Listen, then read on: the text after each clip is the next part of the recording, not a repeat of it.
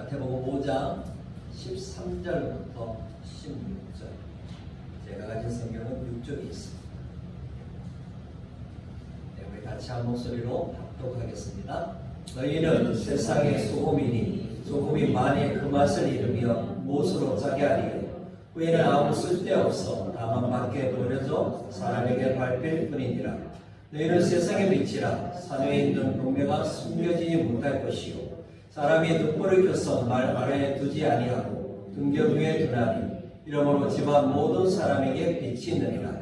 이같이 너희 빛이 사람 앞에 비치게 하여 그들로 너희 착한 행실을 보고 하늘에 계신 너희 아버지께 영광을 돌리게 하라. 아멘. 오늘 제목은 성도의 사명입니다. 여러분, 지금 전 세계는 코로나19가 이제는 팬데믹 상황에 빠져 있습니다. 세계보건기구인 WHO가 이 전염병의 등급을 6단계로 나눠 있는데요. 6단계 최고의 그 마지막 그 경고의 단계가 바로 팬데믹입니다. 원래 이 팬데믹은 그리스 판이라는 그 그리스어와 보여주세요. 네, 전염병 대유행이 됐고, 넘겨주시고, 팬데믹에 넘겨주시고, 판이라는 것은 모두. 그 다음에 데믹은 원래 데모스에서 왔는데 이 데모스라는 뜻이 사람입니다. 그래서 전 세계 모든 사람이 뭡니까? 전염병에 감염된다는 그런 의미가 팬데믹입니다. 여러분, 전염병이 일어나는 그 시각에 대해서 5가지 이렇게 보는 시각이 있는데 제가 소개해 드릴게요. 첫 번째, 죄에 대한 하나님의 심판으로 보기도 합니다. 자, 둘째, 말세의 징조로 보기도 합니다. 셋째, 하나님의 주권적 능력을 보여주는 것으로 보기도 합니다. 넷째, 이 팬데믹이 일어난 것에 대해서 정확한 이유에 대해서 모를 수도 있습니다. 그리고 다섯 번째, 타락한 세상의 필연적인 문제로서 발생하는 것으로 이렇게 봅니다. 물론 저 5가지 시각이 전부 맞는 것은 아닙니다. 그럼에도 불구하고 우리가 주의할 것이 있는데요. 다 보여주세요. 주의점이 있는데 3가지 정도 보는데요. 자, 개인의 비극이나 재앙이 반드시 그 사람의 죄의 결과라 단정해서는 안 됩니다. 자, 둘째, 죄 때문이라 할지라도 혹 그 사람이 죄로 인해서 어떤 그런 전염이 될지라도 희생자의 죄가 다른 사람들의 죄보다 더 크다고 할 수도 없습니다. 지난번에 제가 말씀드린 설교하면서 그 부분이 있었죠. 셋째, 언젠가 하나님 나라가 완성됨으로 이 불행도 사라진다는 것에 대해서 여러분 꼭 기억하셔야 합니다. 여러분, 코로나19 같은 이 전염병에 대해서 우리가 가져야 할 시각은 무조건 하나님의 심판이라는 그런 시각에 대해서 가져서는 안 됩니다. 그럼에도 불구하고 우리가 반드시 이 사실을 믿어야 합니다. 뭐를 믿어야 하냐면, 다음 보여주세요. 빠졌나 본데요. 그 원래 있었는데. 자, 뭐를 믿어야 하냐면 예수 그리스도, 예수님이 이 세상의 자연적, 초자연적 어떤 것들보다 또 뭐라고요? 전지전능하신 분이십니다. 이 코로나19가 어디에서 시작됐고 또 그 다음에 어디로 갈지를 분명히 알고 계시는 분이십니다. 그래서 이 사태를 끝낼 수도 있고 아니면 계속해서 놔둘 수도 있는 전능한 힘을 가지고 계시는 분이십니다. 여러분, 죄나 사탄, 질병이나 폐해 등 그 어느 것보다도 예수님보다 강하지 못함을 여러분 믿으셔야 합니다. 여러분, 예수님은 어느 한때도 주도권을 잃어버리신 적도 없고 또 원치 않은 일을 허용하도록 강요받으신 적도 없으십니다. 그래서 시편 3편 11절에 이렇게 말하고 있습니다. 같이 읽겠습니다. 여호와의 계획은 영원히 서고 그의 생각은 대대에 이르리로다. 아멘. 여러분, 이런 믿음을 가지고 오늘 본문을 살펴봐야 합니다. 이 본문은 우리 성도에게 줄 뿐만 아니라 세상과 타인에 대한 성도의 근본 역할이 무엇인가를 가르쳐주고 있습니다. 즉, 성도는 이 땅에서 어떤 사명을 감당해야 하는가 우리가 한번 같이 은혜를 나누려고 합니다. 첫 번째 성도의 사명은 같이 읽겠습니다. 세상의 소금의 역할을 하는 것입니다. 여러분, 시대와 상관없이 변함없는 신자의 사명이 13절에 나오는데요. 우리 13절 다시 한번 읽겠습니다. 너희는 세상의 소금이니 소금이 만일 그 맛을 잃으면 무엇으로 짜게 하리요? 외에는 아무 쓸데없어 다만 밖에 버려져 사람에게 밟힐 뿐이니라. 아멘. 여러분, 예수 그리스도를 따르는 성도에 대해서 세상의 소금이라고 이렇게 말씀하고 있습니다. 주님은 그리스도인들을 소금과 빛으로 인용하고 있습니다. 여러분, 인용하는 것은 어떤 사건에 대해서, 어떤 사물에 대해서 주의나 흥미를 끄집어내어서, 그러니까 유발시켜서 띄어내거나 끄집어내는 것. 즉 뭐냐면 성도인데 성도를 뭐라고 지금 비유하고 있어요? 소금과 빛으로 이렇게 비유하고 있는 거예요. 그게 바로 인유예요. 끄집어내는. 사실 이 교훈의 1차적인 수신자는 유대인과 이방인 그리스도인입니다. 그들에게 예수님이 하고 싶은 게 뭡니까? 세상에 소금이 된 자는 세상으로부터 보호받고 쾌락에 빠져있는 자들이 아니라 예수 그리스도로 말미암아 고난 가운데 있는 자임을 우리에게 강조하고 있는 겁니다. 그렇다고 여러분, 이것이 소금과 빛이 가지고 있는 모든 어떤 특성들을 가지고 이 말씀을 보면 유용할 수 있습니다. 이 말씀은 결국 우리에게 무엇을 강조하고 있냐면 성도는 이 땅에서 반드시 필요한 존재임을 강조하기 위해서 지금 인연하는 이 비유 가운데 한 부분을 가지고 온 거예요. 저와 여러분이 이 땅에 뭐라요? 반드시 필요한 존재임을 주님이 우리에게 말씀하고 있는 본문입니다. 물론 여러분, 당시 초대교회인 유대인들이나 이방인 성도에게만 주신 말씀이 아니라 시대에 따라 예수 그리스도를 믿는 모든 성도에게 주신 주님의 말씀인 줄 믿습니다. 여러분, 예수님께서는 세상의 소금이 되라고 우리에게 명령하고 있지 않습니다. 너희는 이미 세상의 소금이라고 말씀하고 있습니다. 즉 뭐냐면 지금도 여전히 뭡니까? 소금의 역할을 감당해야 할 사명이 저와 여러분인 그리스도인에게 있음을 우리에게 말씀해주고 있는 것입니다. 여러분, 소금은 고대나 현대나 마찬가지로 뭡니까? 중요한 물질이죠. 반드시 꼭 뭡니까? 필요한 거라는 거예요. 어디에 주로 쓰입니까? 방부제. 또 어디에 쓰여요? 우리 소금하면 제설 작업할 때도 소금 필요해요. 또 그 다음에 비료에도 이 소금이 들어가고 식자재에도 소금이 들어갑니다. 자, 고대 로마 병사들은 월급을 무엇으로 받았다고 했어요? 주로 소금으로 받은 적도 있어요. 그래서 라틴어 셀라리움이 영어에 뭐가 된 거예요? 셀러리가 된 거예요. 월급이. 자, 여기서 예수님이 의도하신 소금의 소재의 특징은 뭡니까? 맛을 내는 식자재의 그 역할을 감당해야 한다는 거예요.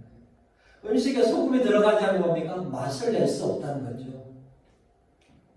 여러분, 욥기서 6장 6절에도 이런 말씀이 있습니다. 같이 읽어보겠습니다. 욥기서 6장 6절입니다. 싱거운 것이 소금 없이 먹히겠느냐? 닭의 알 흰자리가 맛이 있겠는가? 여러분 그렇잖아요. 계란 먹을 때 뭐가 필요하다고요? 소금이 필요하다는 거예요.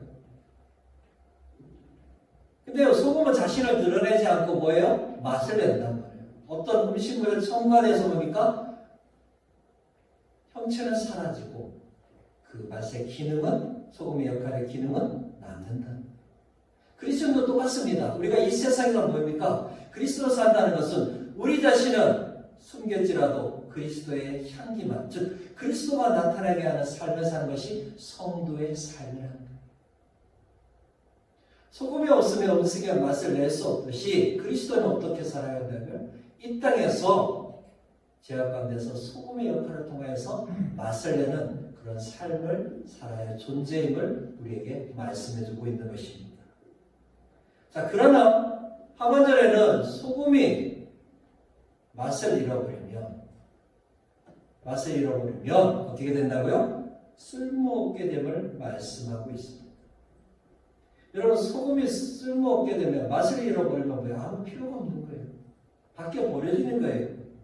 그리스도도 똑같습니다. 그리스도의 이 사명을 감당하지 못할 때 밖에 버려지고 사람들로부터 짓밟히는 그런 인생이 될 수 있음을 우리에게 경고하고 있는 것이죠. 자, 소금이 맛을 잃으면 그 즉시 예외 없이 언제나 밖에 버려져 버리게 됩니다. 어리석게 되고 무미건조한 그런 존재가 되어버린다는 거죠. 그리스도인인 저와 여러분도 똑같습니다.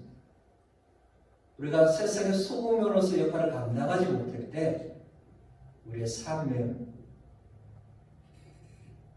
사람들을 어떤 영향력도 줄 수 없고 오히려 손가락질 당하며 또 조롱과 멸시를 받을 수밖에 없는 그런 인생이 됨을 오늘 주님은 우리에게 말씀하고 계십니다. 하나님 여러분, 지금껏 교회는 세상을 구원하는 주체였고 방주였습니다. 그러나 코로나19 사태를 바라보면서 이제는 교회가 세상을 구원하는 주체가 아니라 감염될 수도 있는 혐오의 대상이 되어버렸습니다. 이제 교회가 있는 곳에 구원이 있다고 말하기보다는 교회 가면 감염될 수 있다는 그런 소리를 들어야 하는 안타까운 시대에 우리가 살고 있습니다. 여러분, 이제 교회도 구원의 주체가 아닌 구원받아야 대상이 되어버린 그런 상황이 되었습니다. 방역팀이 와서 강대상이나 교회 곳곳에 방역을 해야만이 안전하고 또 의료팀에 의해서 보호받지 못하면 그 질병으로부터 벗어나지 못하는 그런 참담한 상황에 놓여 있습니다. 여러분, 예로부터 교회는 병원과 함께 환자를 치료하는, 질병을 치료하는 치료의 장소였습니다. 그러나 지금은 목사의 기도나 축사가 어떤 의미가 되지 못하는 그런 시대에 있습니다. 지금 여러분 사람들 다 어디에 관심이 있습니까? 질병관리본부의 브리핑과 또 의료진의 그 도움을 받지 않고서는 자신들이 살지 못할 것 같은 그런 안타까운 현실 속에 우리는 놓여 있습니다. 여러분, 이제는 우리 일상이 되어버린 마스크를 쓰는 것과 세정제를 손에 발라서 세균을 죽이는 이런 일들이 오히려 뭡니까? 안전의 통로가 되어버린 현실입니다. 여러분, 그래서 교회는 이제 하나님의 은혜를 전하는 통로가 아니라 사람들에게는 이제는 감염의 매개 장소가 될 수 있다는 기이한 사태를 만들어 버리기까지 했습니다.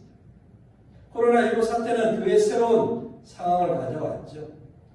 이 바이러스를 치료할 수 있는 교회의 무능력함을 드러내고 주일 예배 중단이라는 소유의 대재앙을 가져왔습니다. 그럼 지금 이 상황을 정확히 말해 우리는 코로나19 사태라고 말하기보다는 교회 사태라고 말해야 합니다. 여러분, 이 사태를 통해서 이제는 교회밖에 죄 많은 세상이라고 말할 자신이 있습니까? 이제 교회는 더 이상 감염의 성역이 아닙니다. 오히려 감염될 수 있는 위험지대로 바뀌어버렸습니다. 바이러스가 창궐할 때 그 사람들을 보호하는 피난처가 더 이상 되지 못하고 있습니다. 그렇다고 안전지대도 아니라고 사람들은 인식하고 있습니다. 이제 교회와 세상을 구별하는 그 구별 자체가 쉽지 않은 그런 시대에 우리가 살고 있습니다. 여러분 보십시오. 교회도 이제 뭡니까? 법질서 안에서 의료팀의 도움을 받아서 아니면 방역팀의 도움을 받아서 방역을 하고 아니면 스스로 방역을 하면서 우리 스스로가 이것이 안전하다고 세상에 보여줘야만이 세상 사람들이 인정하는 그런 곳으로 바뀌어버린 현실에 우리가 살고 있습니다. 이런 무엇보다도 코로나19 사태가 우리에게 준 것은 무엇입니까? 정말 주일 예배 이 성수라는 너무나도 이 귀중한 것조차도 스스로 중단해야 하기까지 그것을 결정하는 그런 상황까지 왔습니다. 그래서 성도들로부터 교회 오지 말라 하고 가정에서 가정 예배나 영상을 통해서 예배를 드려야 하는 것까지 우리는 말할 수밖에 없는 이런 아픈 현실에 놓여 있습니다. 여러분, 예배를 목숨처럼 생각해왔던 목회자들 보십시오. 저도 그렇지만 교회 중심으로 목회 중심으로 살았던 목회자들이 이제는 주일 예배를 중지해야 한다는 그 결정이 엄청난 충격으로 다가온 그런 상황에 우리 놓여 있습니다. 하나님 여러분, 그래야 할지라도 성도는 세상의 소금입니다. 여러분, 소금이 없으면 음식의 맛을 낼 수 없듯이 절대 없어서는 안 되는 귀중한 물질이 소금입니다. 마찬가지로 그리스도인이 이 땅에 존재하지 않으면 이 세상에 문제들이 해결될 수 없고, 그리스도인이 있음으로 말미암아 이 세상의 문제가 해결되는 것이 정상적인 사회입니다. 코로나19 사태를 통해서 교회와 성도인 우리의 역할이 어떻게 되었는가를 우리는 부끄럽지만 한번 깊이 돌아봐야 합니다. 여러분, 이것을 우리가 준비하지 않으면 또 다른 어려운 가운데 한국교회는 맞이할 수 있습니다. 마치 맛을 잃은 소금에 되어서 밖에 버려져 쓸모없는 그런 모습으로 한국교회는 또다시 더 큰 위기에 놓일 수 있는 상황입니다. 여러분, 우리가 이 소금의 역할을 감당함으로 말미암아, 신자가 있음으로 말미암아 세상에 다시 교회만이 길이 있고 소망이 있다는 그 소리를 우리가 들어야 하지 않겠습니까? 여러분, 현 코로나19 사태로 말미암아 한국교회의 무능력과 성도의, 즉 우리의 모습이 연약해 보일지라도 우리는 다시 이 사명을 붙들고 일어서야 합니다. 하나님께서 우리에게 원하시는 것이 무엇이겠습니까? 어느 곳에든지 직장이나 학교나 가정이나 교회에서도 반드시 필요한 사람, 세상의 소금이 되어서 그 역할을 감당하기를 주님은 원하실 것입니다. 이런 그것을 우리가 회복하면 다시 한번 한국교회는, 또 교회는 주님의 영광을 나타낼 줄 믿습니다. 그럼 두 번째, 성도의 사명, 같이 읽어보겠습니다. 세상의 빛의 역할을 하는 것입니다. 여러분, 이 땅의 성도의 사명이 무엇인지 14절부터 16절 우리 다시 한번 읽겠습니다. 너희는 세상의 빛이라. 산에 있는 동네가 숨겨지지 못할 것이고, 사람이 등불을 켜서 말 아래에 두지 아니하고 등경 위에 두나니 이러므로 지방 모든 사람에게 빛이 되리라. 이같이 너희 빛이 사람 앞에 비치게 하여 그들로 너희 착한 행실을 보고 하늘에 계신 너희 아버지께 영광을 돌리게 하라. 아멘. 예수님은 이제 소금의 인유에서도 한 번째 나와서 너희는 세상의 빛이라고 이렇게 말씀하고 있습니다. 여러분, 천국의 시민된 성도의 역할의 이미지가 뭐였어요? 처음에는 미각적인 이미지인 소금을 표현하고 동시에 시각적인 이미지인 빛을 표현하고 있습니다. 여러분, 사실 빛이 소금보다 더 뭐예요? 영광스러운 표현이 있죠. 왜냐하면 빛에 해당하는 헬라어 포스 들어보셨어요? 예. 스타워즈에 나오는 포스가 바로 여기에서 나옵니다. 이 포스는 히브리어 오르라는 단어입니다. 여러분, 이 히브리어 오르라는 단어는 하나님의 속성, 그리스도를 나타낼 때 쓰인 단어이기 때문에 더 영광스러운 표현입니다. 물론 여러분, 13절의 세상의 소금과 이 세상과 14절에 나오는 이 세상의 빛을 말하는 이 세상이 다른 단어입니다. 영어로도 다릅니다. 원문도 다릅니다. 여러분, 13절에 나오는 이 세상이라는 것은 우리가 살고 있는 이 지구를 말하고 있고, 14절에 말하는 이 세상 보면 지구뿐만 아니라 온 세상을 말하는 단어로 쓰이고 있습니다. 여러분, 고대나 현대나 이 빛이 가지고 있는 가치는 엄청나고 중요합니다. 여러분, 빛을 비춤으로 말미암아 뭡니까? 사람들이 자신의 삶을 살아갈 수 있는 것입니다. 또한 빛이라는 그 에너지를 통해서 모여 수많은 사람들이 그 혜택을 누리면서 살게 되어 있습니다. 게다가 빛은 어둠과 대조되는, 즉 어둠으로 상징되는 죄와 죽음과 대조되고 있습니다. 그래서 요한복음에서는 예수님의 자신을 빛으로 소개하고 있습니다. 요한복음 8장 12절 우리 한번 같이 읽겠습니다. 예수께서 또 말씀하여 이르시되 나는 세상의 빛이니 나를 따르는 자는 어둠에 다니지 아니하고 생명의 빛을 얻으리라. 아멘. 자, 오늘 마태복음에서는 예수님은 제자들에게, 즉 하나님의 백성은 어떤 사람이라고요? 세상의 빛이라는 겁니다. 세상에 빛을 비추어서 밝히는 사람들이 바로 예수 그리스도를 믿는 성도임을 우리에게 강조하고 있습니다. 죄로 어두워진 이 세상을 밝힐 수 있는 사람들은 바로 예수 그리스도를 믿는 성도임을 우리에게 말씀하고 있습니다. 사실 여러분, 우리는 빛 자체는 아닙니다. 하나님과 그리스도만이 빛 자체이십니다. 우리는 빛 자체라기보다는 빛 대신 예수 그리스도를 판사하는 존재입니다. 내가 얼마나 주님과의 그 관계를 통하여서 빛을 드러내느냐에 따라 그 빛의 능력과 감량들은 사람마다 다를 것입니다. 그래서 예수님은 산 위에 불이 밝혀져서 온 문매를 밝히는 이미지를 통하여서 제자들이 빛의 사명을 감당해야 함을 우리에게 말씀하시죠.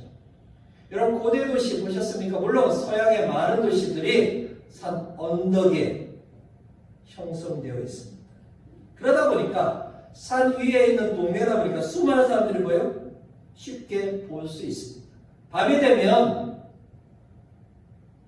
주변에 잘 보이지 못하지만 자기 주변에, 그러다 보니까 빛이 비치는 그곳은 확연하게 식별할 수 있는 것입니다. 여러분, 이것이 무엇입니까? 천국 시민의 성도의 삶은 숨기라고 하는 데서 숨겨질 수 없다는 거예요. 왜냐하면 우리 안에 계신 빛 대신 예수 그리스도를 드러내는 존재이기 때문에 수많은 사람들이 뭐예요? 예수 그리스도를 믿는 성도들을 주목할 수밖에 없다. 그리고 하나님과의 그런 반응 가운데서 진정한 제자의 삶을 살면 감추고 감추려도 감출 수 없는, 그래서 수많은 사람들이 주목할 수밖에 없는 두드러진 삶을 살아갈 수밖에 없는 인생을 우리에게 말씀해 주고 있는 것입니다. 15절과 16절은 14절에 대한 설명입니다. 자, 그러면서 예수님은 등불을 켜서 15절에 말 안에 두지 아니한다 이렇게 말씀하셨습니다. 물론 당시 유대인들 각 가정마다 이 등불의 규모는 아주 작았다고 합니다. 근데 이것이 보통 이것이 대략적으로 약 9리터 정도 되는 그릇이에요. 원래 어떤 그 곡식을 재는 그런 그릇이란 말이에요. 자, 근데 여러분, 유대인들은 우리처럼 뭐 성냥이나 뭐 라이터가 없었잖아요. 그러다 보니까 흔하지 않으니까 뭐예요? 자신이 잠시 자리를 비울 때 이 등불이 꺼질까봐 뭐예요? 말에 이렇게 잠시 가둬둔다는 거예요. 그 말은 뭡니까? 빛을 말로 가두어서 빛이 드러나지 않도록 한다는 거죠. 물론 여러분, 빛을 이렇게 가리는 사람이 누가 있습니까? 일반적이지 않다는 거예요. 일반적으로 빛은 뭡니까? 많은 사람들이 볼 수 있도록, 즉 우리 집안에 더 많은 것이 환하게 비치도록 그 등불을 환하게 등경 위에 둔다는 거죠. 그래서 예수님 우리에게 뭐라고 말씀하십니까? 16절에 이같이 너희 빛이 사람 앞에 비치게 하여 그들로 너희 착한 행실을 보고 하늘에 계신 너희 아버지께 영광을 돌리게 하라 말씀하고 있습니다. 여러분, 등불을 등경 위에 둬야만 사람들이 뭡니까? 그 등불을 볼 수 있습니다. 마찬가지로 천국 시민인 저와 여러분이 빛의 사명을 감당할 때 뭐라고요? 불신자들이 우리를 통해서 하나님을 보게 되고, 그래서 하나님 앞에 영광을 돌리는 삶을 살게 됨을 우리에게 말씀해 주는 거죠. 그렇다면 여러분, 여기에서 말하는 너희 착한 행실은 무엇입니까? 물론 우리가 문장을 보면 빛을 비추는 것 이렇게 볼 수 있죠. 그러나 우리가 전체적으로 보면 은유로, 즉 인유한 이 두 가지 소금과 빛의 사명을 감당하는 것이 착한 행실입니다. 여러분, 착하다는 것은 선하다는 의미뿐만 아니라 아름답다, 마땅하다, 당연하다는 그런 의미도 가지고 있습니다. 그래서 도덕적인 착한 행실뿐만 아니라 뭡니까? 사람들로부터 칭찬받을 만한 삶에 맞는 삶을 살아가는 것이, 그런 행동을 하는 것이 성도의 삶이라는 거예요. 여러분, 우리가 상식적이지 않는 그런 행동과 말을 하는 것, 결코 하나님 앞에 영광을 돌려드릴 수 없습니다. 이런 코로나19 사태를 통해서 몇몇 목회자들이나 성도들의 그런 행동들만이 하나님 앞에 영광을 올려드릴 수 없음을 여러분 기억하셔야 합니다. 여러분, 그리스도인 우리의 착한 행실이 뭐하고 있습니까? 불신자들이 하나님 앞에 영광 돌릴 수 있는 기회가 될 수 있음을 우리에게 말하고 있는 겁니다.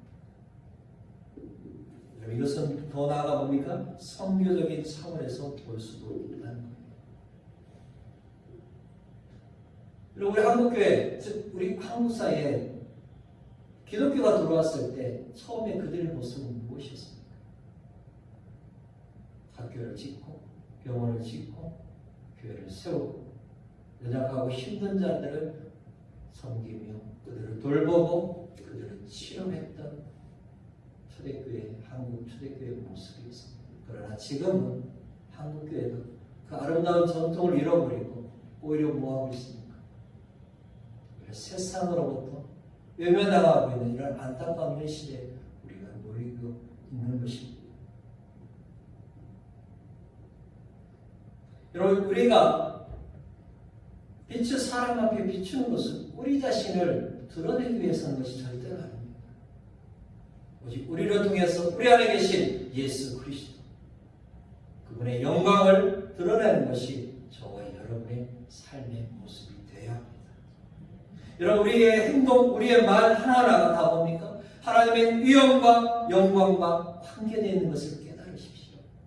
그렇다면 우리가 쉽게 죄에 빠지는 건 그렇게 할 수 없는 것이죠. 여러분, 그래서 또한 우리는 적극적으로 착한 행실을 하는데 힘을 쓰며 살아가야 하는 것이죠. 하나님 여러분, 성도는 세상의 빛입니다. 여러분, 빛은 세상을 밝게 합니다. 그래야 죄인들 하여금 자신의 죄가 무엇인가를 깨달을 수 하는 역할을 합니다. 또한 의인으로 하여금 어떤 길이 바른 길인가를 보여주는 것이 빛의 역할입니다. 신자는 착한 행실을 통하여서 빛의 사명을 살게 되어 있습니다. 이 말은 그리스도의 삶이 세상의 표준이고 모범된 삶임을 우리에게 말씀해 줍니다. 여러분, 코로나19 사태가 전 세계에 확산됐을 때 수많은 나라들이 대한민국을 주목했습니다. 바로 지금은 인정하든 상관없이 대한민국이 코로나19 사태를 해결할 수 있는 표준이 되었습니다. 여러분, 마찬가지로 교회가 세상에 고난과 힘들고 어려운 상황 가운데 있는 자들에게 표준이 되어야 하고 모범이 되어야 할 때입니다. 여러분, 성도는 사람들에게 진정한 빛 대신 예수 그리스도를 증거하며 사는 사람들입니다. 날마다 어둠을 밝히고 어디로 가야 할지 모르는 이들에게 참된 길이요 진리인 예수 그리스도를 전하는 곳이 바로 교회요 성도인 저와 여러분의 사명인 줄 믿습니다. 여러분, 우리가 그렇게 살아간다면 하나님 아버지께서는 영광을 받으실 줄 믿습니다. 여러분, 빛 대신 주님을 증거함으로 어둠을 밝히고 진정한 소망이 예수 그리스도께 있음을 알리는 통로가 되기를 주님의 이름으로 축복합니다. 아멘. 여러분, 오늘 본문을 통해서 우리가 알 수 있는 것은 무엇입니까?